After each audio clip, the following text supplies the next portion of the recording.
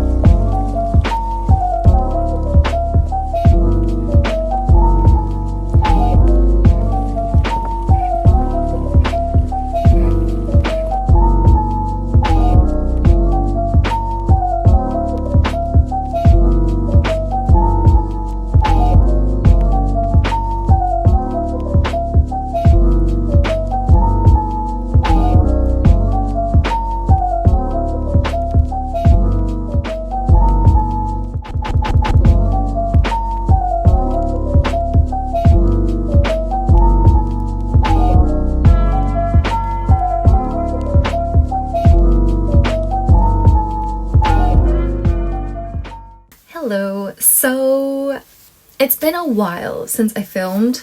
You can see this, that's pretty bad.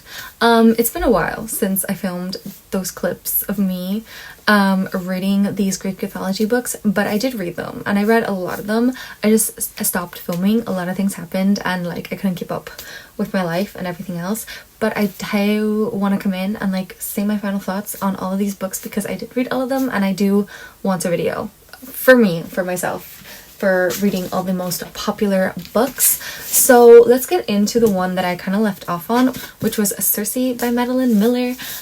This I gave 5 out of 5 stars. I absolutely adored this book. This is so good.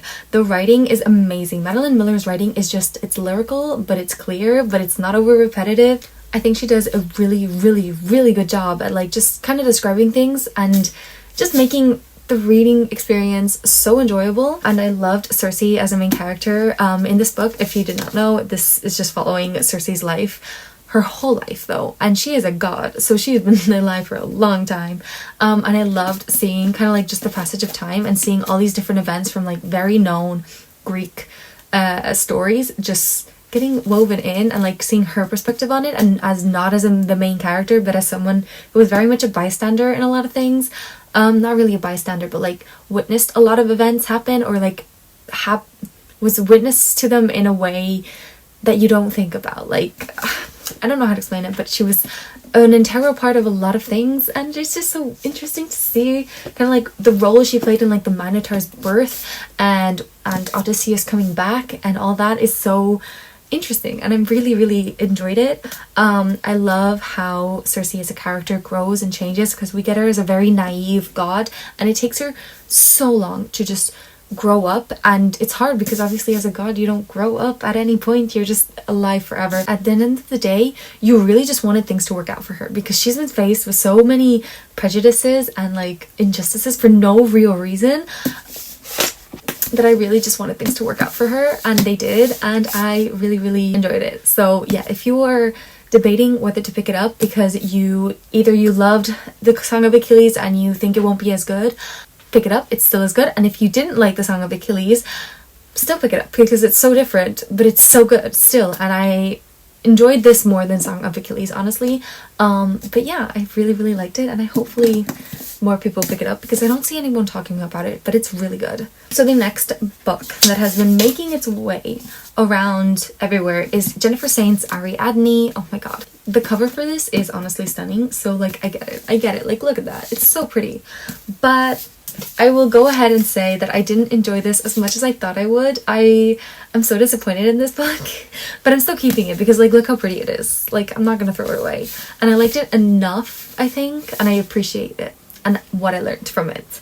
But yeah, basically, if you don't know, this book is supposed to be about the Princess of Crete, Ariadne, who is the sister of the Minotaur, and basically her story and her role in, that's what the synopsis says, in her role in being in the destruction of the Minotaur, and how she falls in love with Theseus, the Prince of Athens, who's come to liberate his people from Crete's monster, and just like how she has to betray her family and stuff like that. So yeah, that's what the synopsis says.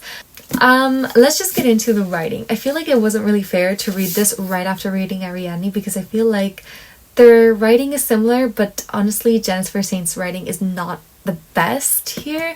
I feel like she drags a lot. I feel like I don't know, I feel like it was very not repetitive, but I feel like it just took so long to say stuff that didn't need to take so long. It was just too overly lyrical, and that's that's not my preference in writing. So it is 100% down to like what your taste is. I thought for me it dragged a little bit too much, but yeah, I mean, it was okay. I just didn't love it. So yeah, there's that. Another thing that I didn't like about the book was that I didn't really like the Minotaur. Like, just overall, like what I said, the synopsis is like done in part 1, and part 1 takes like 20 pages.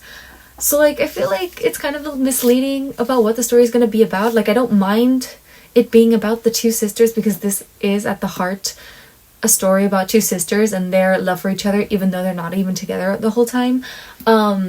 But like, I wanted to see Ariadne's kind of like a lot more about her and having to grow up with the Minotaur, and how that must have been detrimental to like her mental health, and like how hard that must have been of being like the child that wasn't a monster, and that she low-key loved her brother because it was a brother, but like her brother's a monster.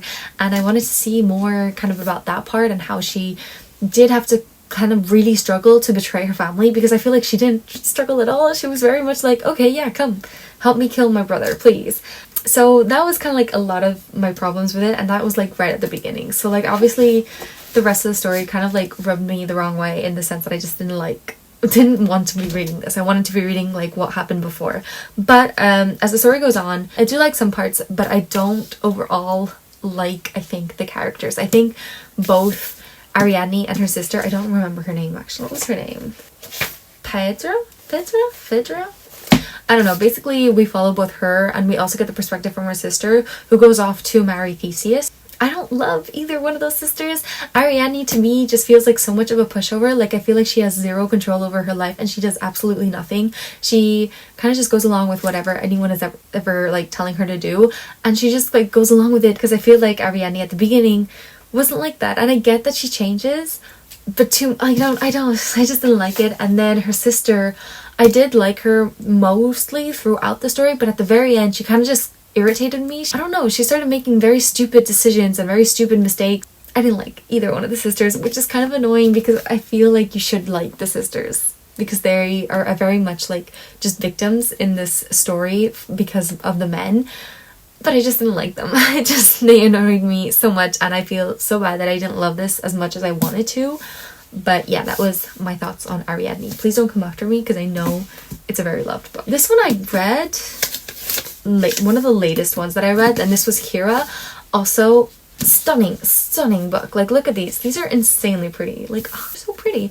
But yeah, this is another one of Jennifer Saint's chunkier books, and I feel like her chunkier books are her worst books for me, because in this one I do remember everything feeling very over repeating. Like, she was saying the same thing in 3 different paragraphs with too much description. I feel like she was saying the same thing over and over and over again, which isn't the best. But yeah, but this one we follow Hera, which is obviously Zeus's wife, and this one was interesting I felt like this one was going to be more interesting because, if you don't know, her other books don't center around like gods. They're not the main protagonists. All of them center around like heroes or like wives of people, wives of heroes. So this was very interesting because it was a perspective on a god, and especially a god that has just never been looked at kindly. I mean, she's always been looked at as this jealous wife of Zeus that treated all of Zeus's lovers unfairly. Even though Zeus is literally the bad one here, we never think of Hera as like this poor lady, like this poor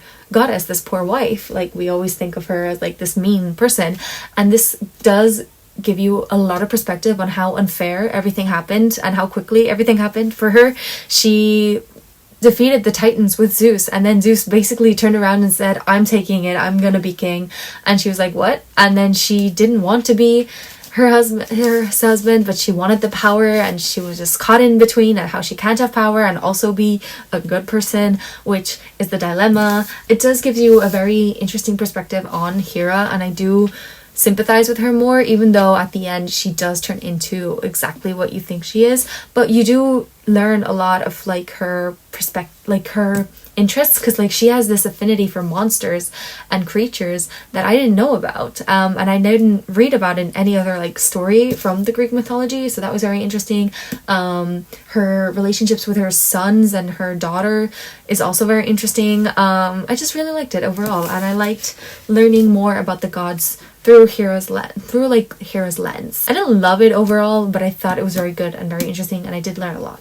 That counts for some. So the next one we're going to talk about is another one by Jennifer Saint. Like, I read all of Jennifer Saint books, but this one I actually really liked. I gave it 5 out of 5 stars, and that is Atalanta by Jennifer Saint. I adored this book so much. This is so good. This is such a good book. In this one we follow Atalanta, who is the daughter of the son of the king of Arcadia, but because she was a girl, he left her on like the top of a mountain, and she was raised by bears, and then she was taken in by Artemis, and she was taught to be this amazing huntress. And then Artemis tells her, you should go on the quest with Jason for the Argonauts, for the Golden Fleece, and bring me glory. And that's what she goes and does, because she is a badass. I love this book so much. It is so good, and it's also one of her shorter ones, so the writing was very good. Like, it was to the point, it was descriptive, but it was good. It was just good. I loved Atalanta as a character. She was headstrong, but she wasn't stupid. She was just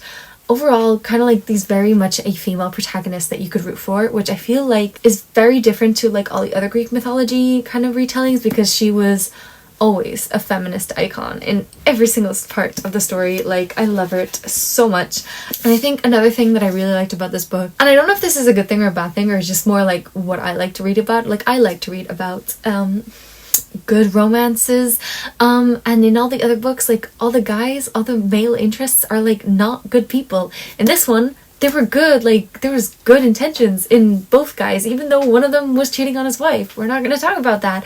Both love interests in this book were phenomenal. Like, I thought they were good love interests, and I didn't hate them completely. So I feel like that helped a lot with my love for this book. And also I feel like because it's like a quest oriented story, like it is, there's a start, there's a finish. It's not just traversing through the whole of Atalanta's life, even though it does, but it's very much focused on the quest, and like the journey. There's like a start and a finish. I don't know if I'm getting my point across very well with that, but I feel like that's also something that helped. And this reads like a YA book, honestly. Like, this could read not like YA, but this does read like a fantasy, typical, like your typical badass girl who goes off on a quest and proves all the men wrong. I mean, yeah, it's kind of foretold, but like this is one of the original stories of that. Like this is the Greek retelling of that story, and I love it and I eat it up every time, and I thought it was so good. So out of all the books by Jennifer Saint, if you were going to pick one up, I would definitely recommend Atalanta. Also the cover,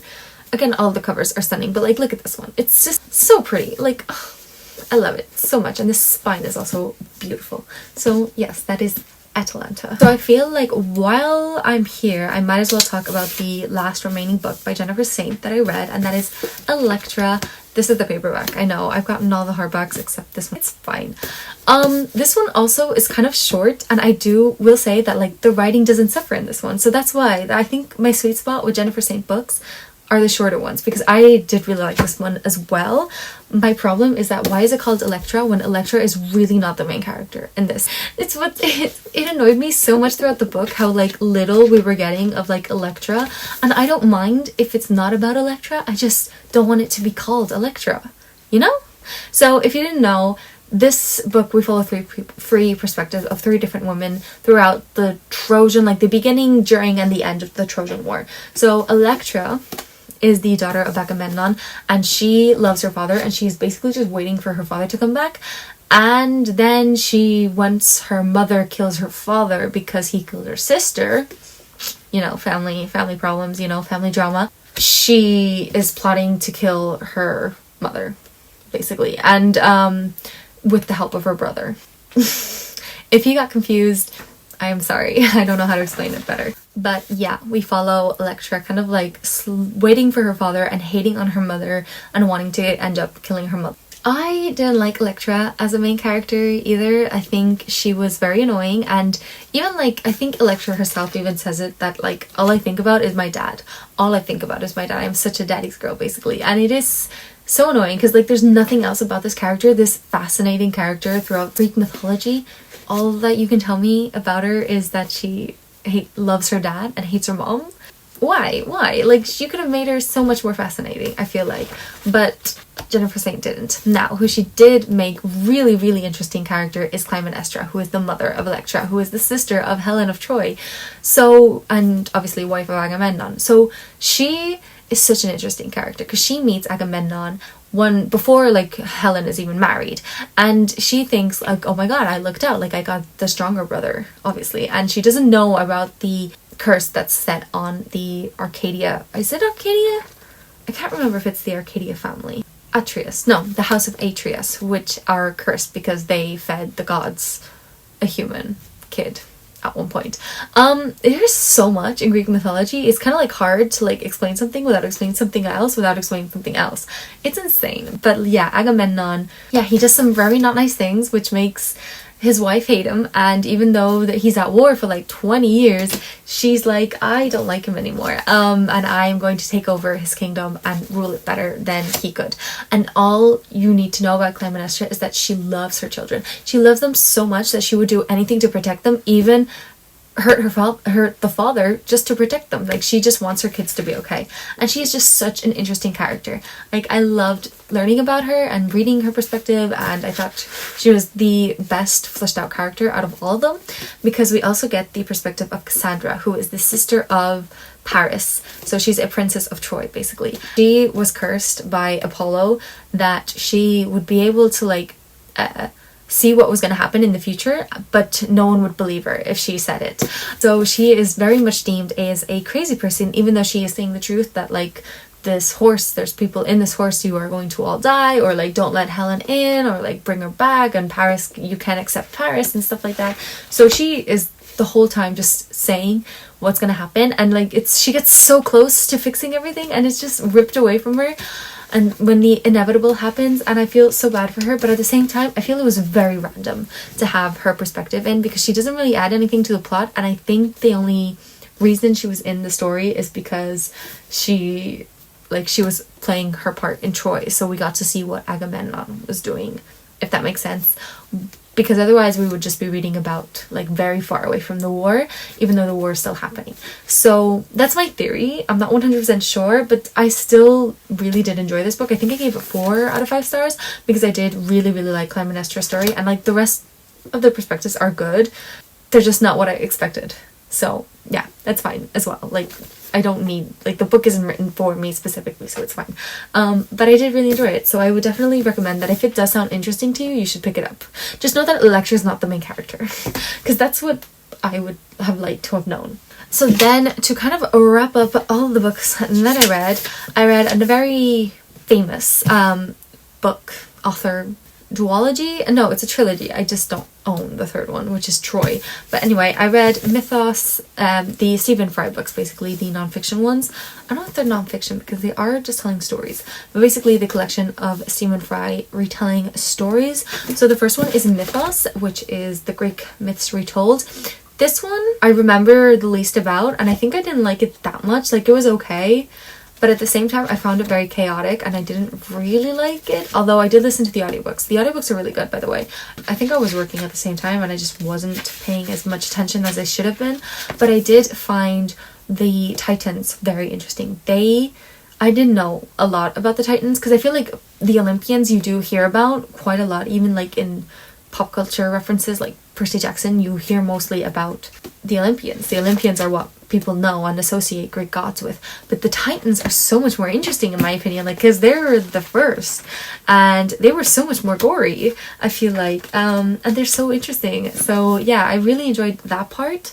And yeah, overall all I can say is like they're a fun collection. They make the stories and the myths and retellings easier to digest, and I think Stephen Fry does a very good job. So there's this one, and there's also this one, Heroes, which he goes in like a more chronological order, which is why I think I like this one the most. No, I think I like this one the second most. I think I like Troy the most. I can't remember what I rated them, but from what I remember, I really liked Heroes, I really liked Heroes because it was just like a lot more structured in the way of like, we're going to talk about this hero and everything he did, and we're going to talk about this hero and everything he did. And I did like learning a lot about the heroes. We do get snippets of like heroes that you've learned if you've read. I had just read a lot of the retellings, so I knew a lot of the heroes, so it was nice to see kind of like what was the official story kind of about them. So that was really interesting. And then I also read Troy. I audiobooked all 3 of these books, so yeah, I don't own a physical copy of this one yet, but Odyssey has just come out actually, and I do really want to get my hands on that or listen to the audiobook. I don't know, I'll see what I do. But basically, Troy, we follow the story of Troy, of the war, and I think I really enjoyed this one too. Anything that's like more chronologically, I think I enjoyed a lot more than just kind of like chaotic stories that we don't really know what happened first, which I think was my problem with Mythos. But again, that's nothing to do with like the author. He did a really good job. It's just overall mythology is very complicated. So yeah, so this is quite a few books that I read for this. And hopefully you liked it and got a few recommendations. Honestly, like my favorites, if you're gonna read any, read Circe and read Atalanta. I think they are the best.